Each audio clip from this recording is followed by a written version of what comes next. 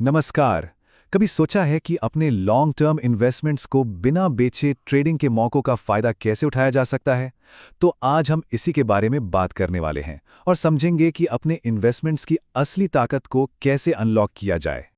सोचिए जरा, मार्केट में एक जबरदस्त ट्रेडिंग अपॉर्चुनिटी दिखती है, लेकिन सारा का सारा पैसा तो लॉन्ग टर्म म्यूचुअल फंड में लगा हुआ है। ये एक ऐसी सिचुएशन है जिससे कई एक्टिव ट्रेडर्स को रोज जूझना पड़ता है। तो ऐसे में क्या किया जाए? देखिए, आम तौर पर तो दो ही रास्ते होते हैं। या तो जल्दबाजी में अपने कीमती लॉन्ग टर्म इन्वेस्टमेंट्स को बेच दिया जाए या फिर अपने बैंक अकाउंट से और पैसा निकाला जाए। सच कहूं तो दोनों ही ऑप्शन कुछ खास अच्छे नहीं हैं, है ना? पर क्या हो अगर कोई तीसरा बेहतर रास्ता हो? जी हाँ, और यहीं पर म्यूचुअल फंड प्लेजिंग की एंट्री होती है। ये एक बहुत ही शानदार तरीका है जिससे अपने मौजूदा इन्वेस्टमेंट्स को हाथ लगाए बिना ट्रेडिंग के लिए ज़रूरी फंड्स जुटाए जा सकते हैं। इसे समझने का सबसे आसान तरीका है गोल्ड लोन का एग्जाम्पल लेना। जैसे सोना गिरवी रखकर कैश लोन मिलता है, बिल्कुल वैसे ही म्यूचुअल फंड प्लेजिंग में आप अपने फंड्स को सिक्योरिटी की तरह रखकर ट्रेडिंग के लिए एक क्रेडिट लिमिट, जिसे मार्जिन कहते हैं, वो ले सकते हैं। बस फर्क इतना है कि यहाँ कैश नहीं बल्कि ट्रेडिंग मार्जिन मिलता है। सुनने में तो ये काफी अच्छा लग रहा है ना, लेकिन ये असल में काम कैसे करता है? चलिए अब इस प्लीजिंग की पूरी प्रक्रिया को स्टेप बाय स्टेप समझ लेते हैं।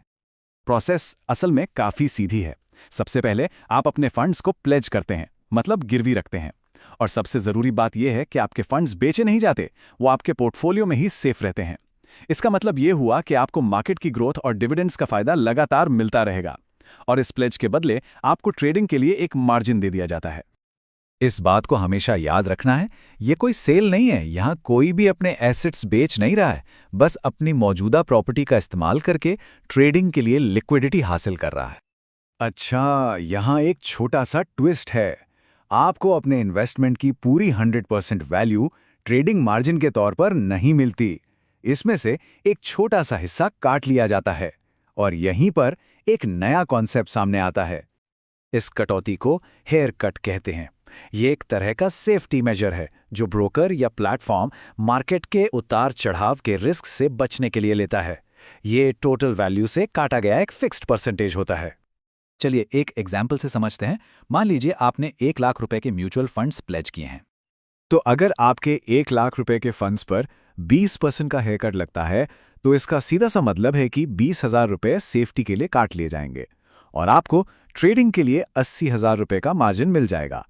तो इस तरह आपके 1 लाख के इन्वेस्टमेंट ने आपको 80,000 की ट्रेडिंग पावर दे दी, वो भी बिना कुछ बेचे। ठीक है, तो अब ट्रेडिंग मार्जिन तो आ गया, लेकिन सवाल ये है कि इसका इस्तेमाल कहाँ और कैसे किया जा सकता है। चलिए इसके नियम भी समझ लेते हैं। देखिए, ये मार्जिन खास तौर पर एक्टिव ट्रेडर्स के लिए होता है। इसका इस्तेमाल इक्विटी में इंट्राडे ट्रेडिंग, मतलब एक ही दिन में खरीद फरोख्त के लिए किया जा सकता है, या फिर फ्यूचर्स एंड ऑप्शंस में सेलिंग के लिए। हाँ, एक बात का ध्यान रखना है कि इस मार्जिन का इस्तेमाल लंबे समय के लिए स्टॉक खरीदने, यानी डिलीवरी के लिए, या नए म्यूचुअल फंड्स खरीदने में नहीं हो सकता। तो चलिए फटाफट से सारी जरूरी बातें एक बार दोहरा लेते हैं। म्यूचुअल फंड प्लेजिंग से अपने इन्वेस्टमेंट को बेचे बिना ट्रेडिंग कैपिटल मिल जाता है। ओरिजिनल इन्वेस्टमेंट की ग्रोथ भी चलती रहती है। हेयर कट की वजह से मार्जिन टोटल वैल्यू से हमेशा थोड़ा कम होता है, और ये एफएनओ और इंट्राडे जैसे एक्टिव ट्रेडर्स के लिए एक बेहतरीन टूल है। तो आखिर में सवाल ये उठता है कि म्यूचुअल फंड प्लेजिंग को क्या मानना चाहिए? सीधे कैश का एक सोर्स या फिर लिक्विडिटी पाने का स्मार्ट तरीका? इसका जवाब इस बात पर टिका है कि ये आपकी अपनी ट्रेडिंग स्ट्रेटेजी में कैसे फिट बैठता है।